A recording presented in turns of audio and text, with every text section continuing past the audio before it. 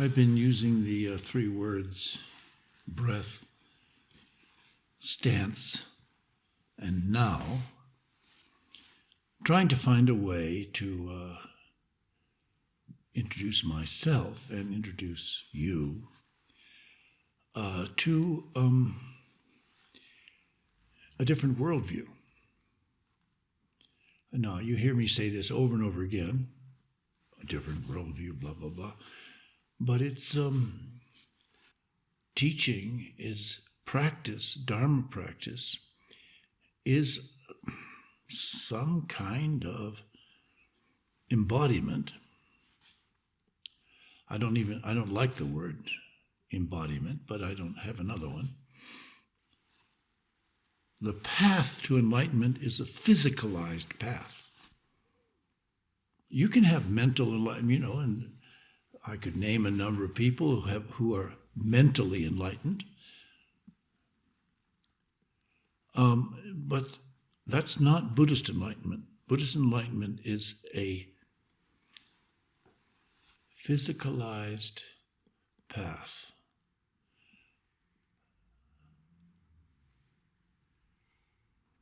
I mean, enlightenment is an experience we human beings can have. Zen is trying to get us engaged with the physicality, the materiality, and mentality of the world in a way which makes the kind of enlightenment Buddhas and the historical Buddha, we profoundly assume, realized. What I'm speaking about is physicalizing your practice. Because this wasn't my identity or my identity. And so, I think, by the way, just to say something like identity or my identity or no identity, there are ways to play with these assumptions. For me, I have to do it all the time because I can feel the assumptions, the invisible structure of my up or down bringing, and the New England transcendentalist sort of territory I lived in as a young person. That's somehow an invisible structure that I'm in the middle of, and how do I notice it? Well, I find it easier to notice it if I change the words with which I describe the world. How do we discover our identity? Breath, stance, now.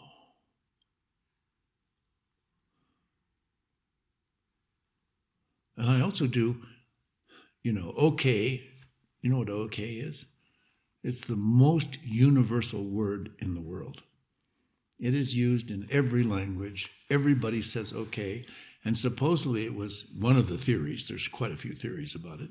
One of the theories is a German guy named Oscar Krautz, who worked in Chicago in a company. He would okay things by writing his initials at the bottom of things. Oh, yes, okay. So somehow that's one of about 20 theories. Another is Otto, something other name. But anyway, so I say to myself, OMkay. And I say OMkay just like, Om is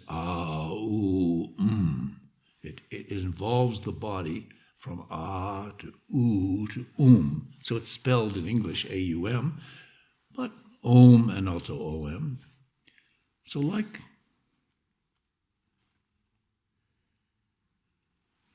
breath, stance, now.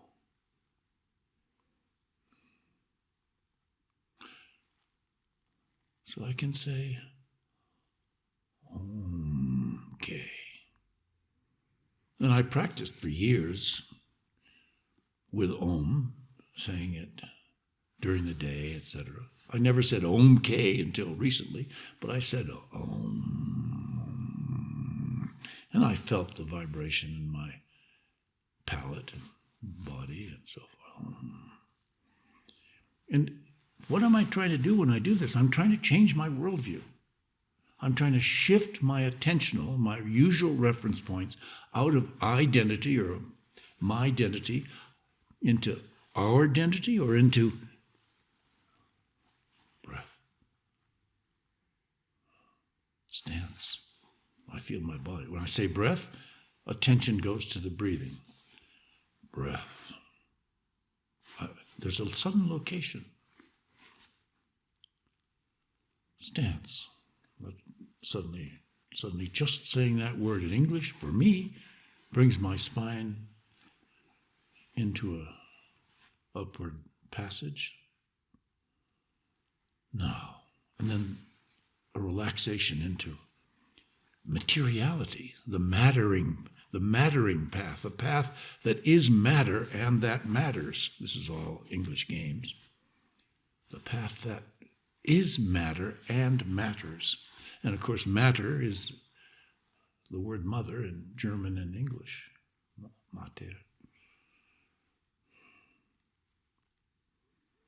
So I'm not just trying to, again, I'm not really trying to play language games. I'm trying to notice how I function. So sometimes, in Hotuan too, which Nicole is using now these days sometimes, and you can hear mice in the walls. You can bump the wall and they shut up for a little while. Or if you listen carefully, the mice will stop. The mice seem to feel when you're listening and they stop. So that's 100,000 million kalpas of the mice and us. Who are you listening to me? Okay.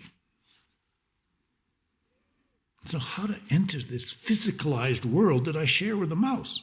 Is it the mouse or the wind I hear?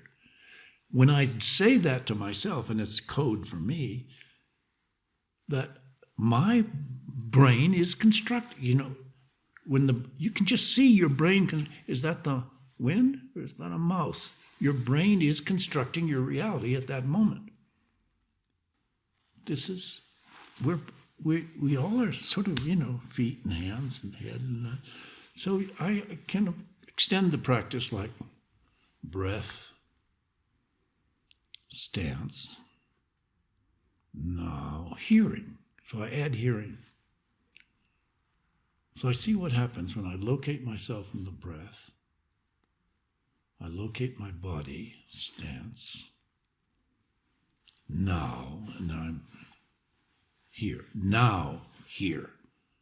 As soon as I say breath, I drop out of the identity stream. Because the attention is taken away from the identity stream, really actually taken away and placed in the breath. Yeah. And then placed in the bodily stance, 2 feet on the ground. And traditionally you learn to practice with your ankles a fist apart. Traditionally your gasho this is Soto Shu, this is Suzuki Roshi. Your gasho is a fist apart from your nose. New people are often, they do gasho like this, and I think they miss their mother. So it's usually this far, and your ankles are this far apart. So ideally, the first thing I notice when anybody comes to Doksan is where are their ankles. And I can say this several times, and people come to Doksan, they don't. But the idea is, one of your reference points is you're on the ground and you know where your feet are.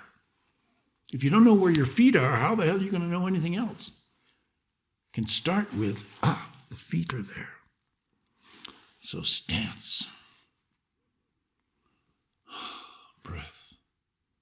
Stance. Now. Hearing.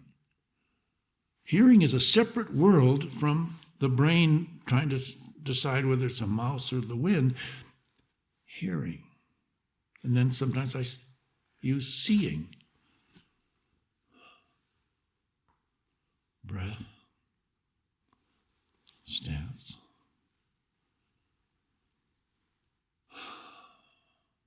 Seeing.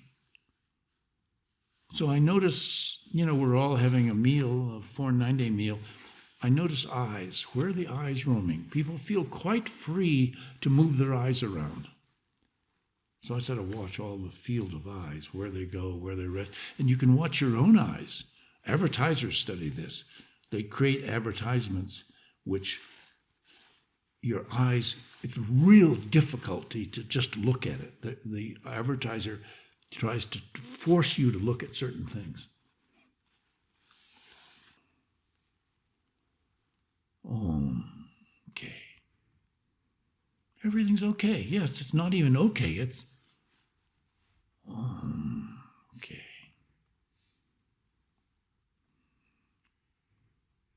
OMkay. And the more you can be in the physical life, like you feel, as I've been saying, in Zazen, you feel Zazen. You're not doing Zazen. You're opening yourself to the feeling of Zazen, which is different in every Zazen.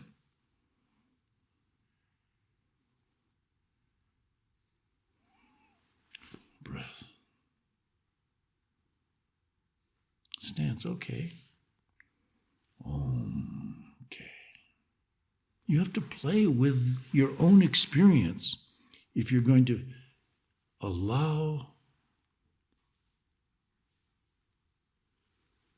yourself to find the edges of your own humaning world and the edges of the worldviews you live in. Okay, thank you very much.